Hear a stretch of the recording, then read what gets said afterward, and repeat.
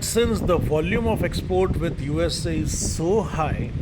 that the tariff what they have put upon across different sectors is remarkable. In USA, if we look upon in July 2025, the US announced a new round of tariff on Indian goods. We have to face this challenge because we are importing the crude oil from Russia, which US is not liking at all. A 25% of tariff has been imposed on Indian imports. All the goods what we are selling to USA, they are having extra penalty or tax of 25% on the price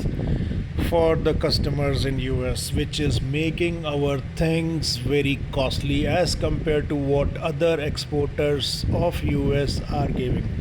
तो हमारे देश का जो export US में है या US के लोग हमारे यहाँ से जो सामान खरीद रहे हैं उसकी कीमतें 25% ज़्यादा यूएस की सरकार ने कर दी है 1 अगस्त से।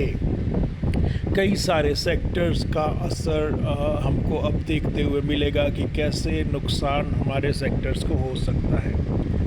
इसके अलावा यूएस गवर्नमेंट ने एडिशनल अनस्पेसिफाइड पेनल्टी लगाने की भी घोषणा करी है, जिसके अंदर वो अलग अलग तरीके से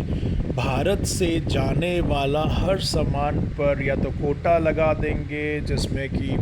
वो पेनल्टी तो 25% कैश के रूप में लगा रहे हैं, लेकिन वो नॉन टैरिफ कोटा लगा सकते हैं, बैरियर्स लगा सकते हैं, डिले कर सकते हैं, कुछ ब्यूरोक्रेटिक डिले हो सकती है, क्वालिटी पे वो लोग रोक लगा सकते हैं, सेक्टर स्पेसिफिक रोक लगा सकते हैं, जिसकी वजह से एक तरीके से कह सकते हैं कि यूएस से हमारे साथ जो सामान खरीदता आ रहा था अब उसने वो धीरे कर दिया है, रोक दिया है, और उसका असर हमारे देश की इकनॉमी पे काफ़ी कुछ हो सकता है। इमीडिएटली इसका असर हमारी इंडियन इकनॉमी में अलग अलग सेक्टर्स पे हमको अब देखने में आएगा।